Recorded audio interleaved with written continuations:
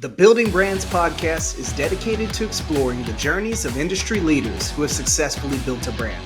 Join me, Robert Royer, president of Building Brands Marketing, and an entrepreneur who has successfully scaled multiple brands as we dive deep into the strategies, challenges, and insights that have shaped the success of industry leaders and provide you with the resources you need to do the same. Building Brands Marketing is a full-service marketing agency specializing in crafting customized marketing strategies for service-based businesses with a creative powerhouse to drive real results. Welcome to the Building Brands Podcast. Hello and welcome to the Building Brands Podcast. My name is Braden Pope. I am the host of today's episode in the Policy and Profit series. Today I have on the show Bret Brummitt, who is the founder of Generous Benefits and based out of Austin, Texas. Bret, how are you doing today? Fantastic. Thanks, Braden. Awesome. Well, let's go ahead and jump right into the questions. So first, I'm curious to learn a little bit more about Generous Benefits. The mission that you've established as a part of founding Generous Benefits is the idea that investing in employees isn't just good ethics, it's actually good business practices, and it's good for your business. So how did you identify the people-first, values-driven approach that is the foundation of Generous Benefits? And then also tell us a little bit about Generous Benefits and the company that you founded. Yeah, for sure. So looking at, companies, working with companies for the last 20, 25 years in some role or the other, from the insurance space, we've been interacting with the employer's employees. We do sit with the employer, the decision makers, talking about their strategic goals. But those strategic goals, live and die once they leave that goal setting to the person that has to execute on those items. And that's also the same thing comes true in health plans and insurance benefits. Like anything someone wants to do as part of a company package lives and dies on what they want to do. What actually happens is when the employee needs to utilize it. And so thinking about how to really do something impactful to meet a company's goals, you have to align it with the employee's goals and interest. And that's where we started focusing so much on what the employee needs, what the employee is looking for, how the employee understands it, how much to educate the employee, and how much to invest back into that person, and have them try to create this, the secret sauce in all of it. Any part of business, whether we're talking an insurance benefits package or just getting a product to the end result. It's a secret sauce of the employer wanting to achieve a result and the employee being invested enough to be the person to get them to the end goal. And so having that synergy of how do you get the employee to care as much as you do, again, it becomes creating that shared ecosystem. And that's really when we start talking about, great benefits, employee-focused benefits, driving that. It's trying to unlock that secret sauce where everyone has the investment of stewardship. The employer is being a good steward of their, employer, top-down distribution of knowledge and goals to the employee, giving the top-up give back of this is the community I work for. I like it here. I'm aligned with my values. My work is aligned here. I want the company to succeed. If company succeeds, company's good financially, then my financial goals are also being achieved. And that secret sauce is really why we focus so much on the employee, because, unfortunately, prior to Generous Benefits, not necessarily prior to Generous Benefits, but throughout, looking around our industry, the insurance industry, it's been more about how do we just distribute something that will at bare minimum somehow work for the employer and hope it doesn't make everyone mad when we increase the price. So that's right. That's been the shift. And so that's why we built that somewhat of an inverse, way of looking out to how we, built our mission statement of improving the communities you serve. Those communities are generally employer populations, and the people we're doing is the employer. We want to make sure they're serving their people, and we want to improve that population. So that's what really built it. Awesome. I appreciate that. And I see the give and take there. Like you invest in the people and the people will then have that motivation to invest back in their company as well. So a lot of business owners and founders will talk about their values and they'll talk about incorporating those values into lower level employees throughout the entire organization. But you've actually scaled that into a successful business. So I guess, can you talk about how or what strategies you implemented to scale that into a successful business model? Yeah, I mean, I think first and foremost, we are not willing, there's nothing that we're going to have someone else do that we're not willing to do ourselves. So Right. it starts with our core values and how we treat our employees. When I started this, Kalinda came along with me. It was the two of us starting this company. It was from the very beginning, how do I provide security and certainty? And, for a small business, a two-person business is a very insecure, uncertain end goal. Like, how does someone come from a 2,000 life company that has, long trailing savings accounts and accounts receivables and income coming in to knowing that their job is first protected and there. So building the, hey, we have, transparent with financials, knowing where we are, what our end goals, we're not going to grow too quickly. And looking back to all the perks and benefits of a larger company, but also the perks and benefits of a nimble, small, we get to create what we want company, starting with the very first employee, which was Kalinda, and then growing into the rest of the team that we're at today with still not a huge team, under 10 total employees, and building into what do they need for their life? What do they need to make it valuable for them? I mean, I have employees. We do predominantly health insurance plans. We do have a couple of employees that don't need health insurance benefits and they don't have that. However, we look around what they need, and is it time flexibility at 10 a.m.? Is it, something else? Is it a direct primary care physician relationship they now have access to through our company? Do they actually just need to save more for retirement because, it's one spouse playing catch up and retirement? And that can be a very meaningful piece. And so having those internal conversations and then also product testing the things we think our clients need, becoming the real beta testers, because it's no fun to sell something or give advice to someone for something you only know works on a PowerPoint, not Right. knowing how it works in real life when you have a child that's, injured at a sports event on the weekend, or you need to go to a pharmacy and you don't know where to go and what to pay. Like, those are the things that are very rudimentary to the American life, but not very translatable sometimes from a PowerPoint. So having a team that's willing to go through the process of, this is how we've always done it, this is a little solution or strategy that's going to be different. Can we come live that experience first and understand what that means for the employee population? Having that in our core is how we've been able to continue to be successful. And while I wouldn't say we're big or scaling up, we're definitely building a product in a workplace environment that I believe is replicable to other teams. Awesome. That's awesome insight there. And so you have this foundation, you're scaling your business, you're growing year after year. Whenever it comes to your actual marketing strategy and implementing these values in a marketing strategy to your target audience, which it sounds like is primarily employers, how do you go about implementing that messaging? What does that look like in your campaigns, and how have you implemented that? Yeah, I'm one of the more impactful things we've had around our marketing and our goals and building, the brand as it is, beyond what it was from just myself and Kalinda, is trying to harness the way we think.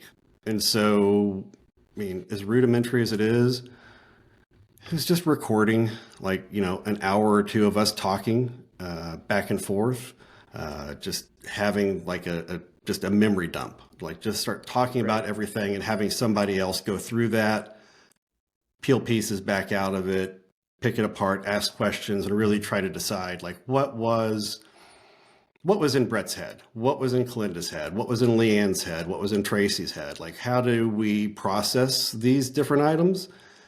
And is that part of what is now Generous Benefits as a brand, more so than I know a guy, I know a girl, I know a person? Like, that's how do you take the person, which is a super, warm and fuzzy, and take the person and build it into the brand to make the brand as warm and fuzzy. So it doesn't always have to be the person. And really that, I would say those couple of hours of just recording us talking out loud and having someone review it built that foundational baseline that then rolls all the way into, the 2023 marketing plan, the 2024, the 2025, and those core elements continue to get approved upon.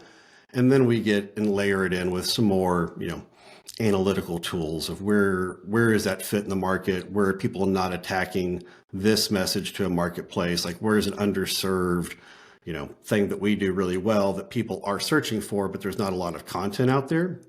And so we've focused on, what are some of those keyword searches that there's not a lot of competition for when we get into the SEO space? Where is it differentiating from our competitors into like a LinkedIn space or an Instagram area? Where are we having different conversations at a boardroom?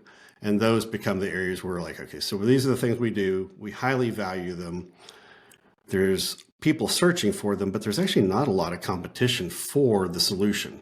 And it's stuff we're jazzed up about. So how do we power into those areas? And that's how some of those initial personality conversations and how we think about stuff have evolved into a more strategic marketing plan. No, that's absolutely right. And I think I just moved the camera. Whoops. I think what you're hitting on there is thought leadership. You want to establish thought leadership in your industry. And whenever you're approaching this topic of employee benefits, you're looking at it from a completely different angle than your average, benefits provider would be.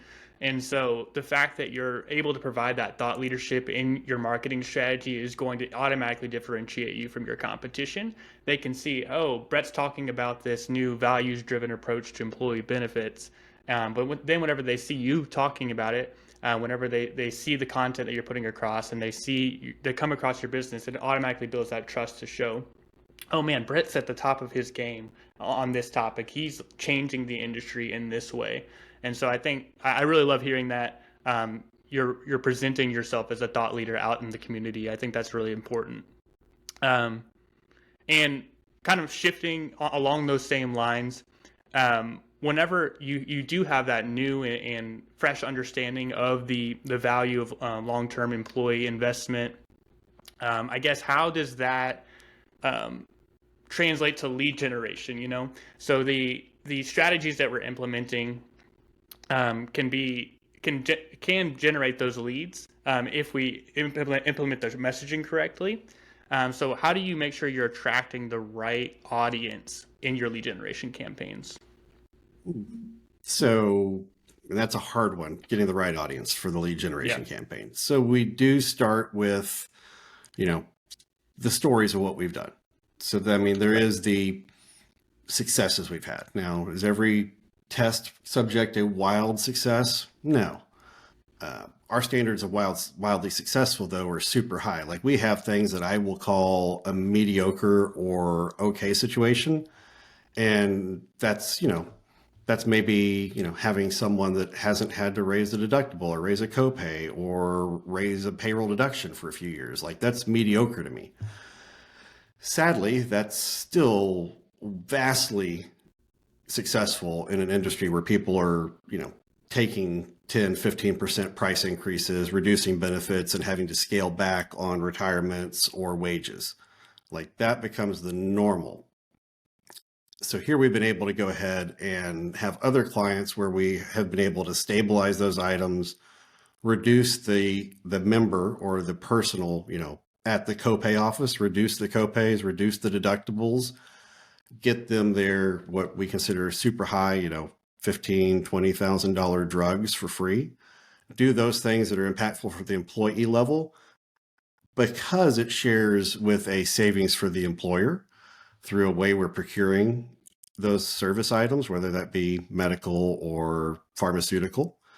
And now we're not only able to go ahead and levelize that employer's price increases, but we've also been able to reduce the employee's cost at the same time so the employer can reinvest in something else.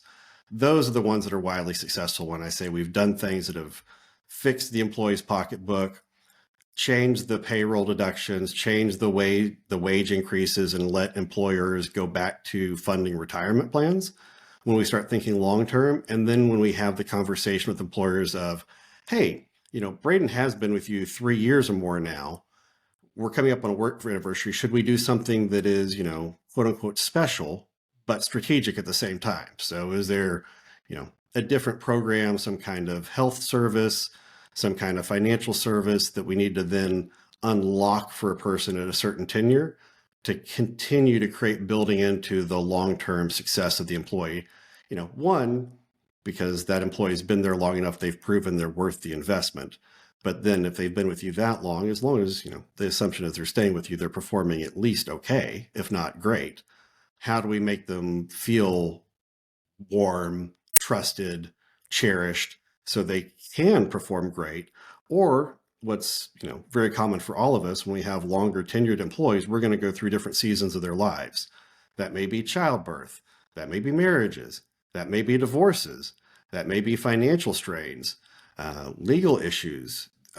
There's a lot of those stressors that take a employee's performance down, and the employee that wasn't invested in originally doesn't really weather those storms near as well as an employee that was, cherished ahead of those life events. And, we're all in multiple stages of life looking at that long-term employee. How do you support someone when it's going great so that when, everything falls to pieces, that is still an employee that knows that when they're at their best, they're coming back to you, or when they're not at their best, they're still willing to not be checked out. Like, yes, will the rest of the employees at your company, your team probably have to pick up some slack? Yes, but you create the trust environment so they know when it's their turn or they go through something, that other person will be there to pick up their slack too. And so that long-term investment that can be really, really simple items early on just helps really create that long-term success. Absolutely, Brett. I think that's an excellent point. Now, you mentioned there in that answer, the basically social proof is a big part of what you do as well. In making sure that whenever people do interact with your brand, they're seeing that social proof, whether it be through client testimonials or any other social proof that you're presenting.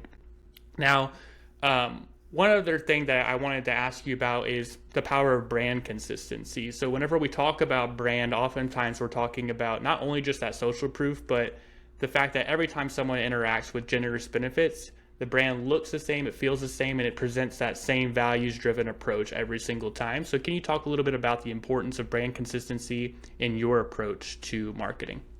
Yeah, from that aspect, I am by far not the best at creating guardrails. I'm a very in the moment creative that will do one thing at 2 p.m. and another thing at 4 p.m. So having, the documented brand guidelines is something that I naturally don't love. However, from a consistency perspective, it is vital to the point where I even have 99.99% I obey it these days.